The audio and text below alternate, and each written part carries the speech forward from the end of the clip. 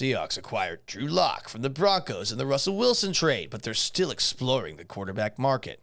According to Ian Rappaport of NFL Media, Desmond Ridder is set to visit Seattle next Wednesday. He has visits set up with the Panthers and Steelers. A 4-year starter at Cincinnati, Ridder threw for 3,334 yards with 30 touchdowns and 8 picks as a senior, leading them to an appearance in the college football playoff.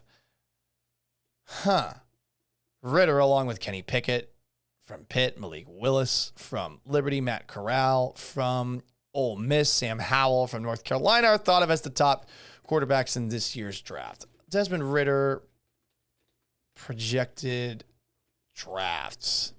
That's what I'm looking up. And look, the Seahawks do have a pretty good track record when it comes to quarterbacks. He's projected to be a late first or early second round pick, which is supposedly where the Seahawks are looking to draft a quarterback. Need more on one Desmond Ridder? Well, let's go to Jeremy Fowler of Pickett is on the move, Jeremy. ESPN.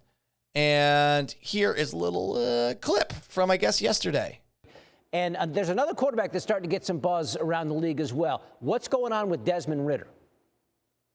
Yeah, I'm hearing a lot of positivity from teams I talked to who believe he is rising in the process. Talked to one league exec who thought maybe spots 24 to 38 could be a sweet spot for him. If he's there in the early second round, definitely would get some strong interest. He's just considered very polished. You know, I talked to a team who interviewed Ridder, who said that he had a plan outlined for how he was going to beat out a veteran in a training camp setting and become a starter in this league year one. He's got a ton of experience. Some question about... That's pretty interesting, right? He had a detailed plan about how he was going to beat out a veteran quarterback. Well, here's what I'm going to do, guys. I'm going to slash his tires so he won't be able to get to the stadium. I'm going to break into his apartment, and I'm going to turn back his alarm clock so that he sleeps in too long. By the way, that was a thing that happened between Brian Hoyer and Ryan Mallett in the Texans quarterback competition back in 2015. I don't know how many people remember that. And then eventually Ryan Mallett got cut because he couldn't make a flight on time. I wonder what that plan is. You know, if you ever read stories about Tom Brady as Drew Bledsoe's backup, there was one where I guess when he and Drew were in the same limo, Drew went inside a store to get something, and Brady in the backseat basically asked Drew Bledsoe's limo driver, this is per the limo driver, like everything that there was to know about Drew. So Ridder has this outline. If he is doing this conversation with the Seattle Seahawks about how he's going to beat out all those veteran quarterbacks, and they would definitely listen, obviously, after what they saw Russell Wilson do with Matt Flynn. Maybe this is the guy that they're targeting. Maybe this is why they feel pretty comfortable with the idea of moving on from Russell Wilson and going to a quarterback who is supposedly as pro-ready as it gets. I don't know what the comparisons really are for Desmond Ridder, and I'll read a scouting report in a second. Hang on a sec. Projection. Oh, come on, computer. Don't fail me now. 6'4", 215 pounds, 44-6 as a starter, blah, blah, blah. Who gives a shit about that? An excellent athlete with all the physical tools necessary to be a dual-threat success at the next level. At the same time, Ridder thrives as a pocket passer. He's operated in a pro-style offense and was an expert at making pre-snap adjustments and motions. Man, everything I hear here sounds a little bit like Russell Wilson, except for tall.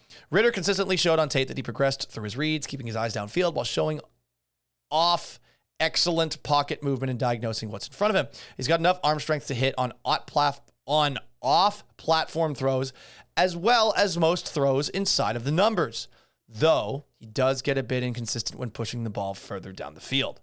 His throws come out quick and clean with a tight motion on short throws. He has some of the cleanest feet in the class and looks like a refined quarterback who could start right away.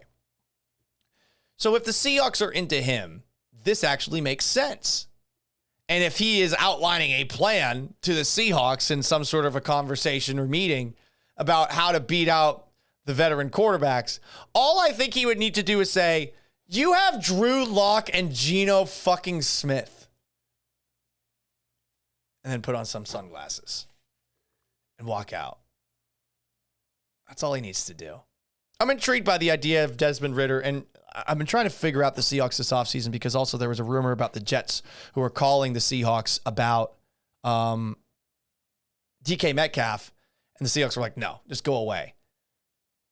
If you're keeping DK Metcalf, if you're extending Quandre Diggs, you are trying to compete this year. It just is hard to envision them doing it with any of the quarterbacks that they have on the roster. And Drew Lock is not the guy. He isn't. They're saying this right now, and I think that they're trying their best to make it seem as if they are not actively targeting a quarterback in the first round. I would think that if Malik Willis falls to them at 9, that they would take a swing. If Desmond Ridder is available in the second round, though, based off of at least that description, is that they'd like it. And also, when you continue to read about his weaknesses, the biggest knock on Ridder comes on deep balls where he would often be inconsistent and come up short or left hanging for roaming safeties to pick. Well, I think the Seahawks might be tired of the deep passes and big plays from Russell Wilson, seeing as he seemed to get addicted to it.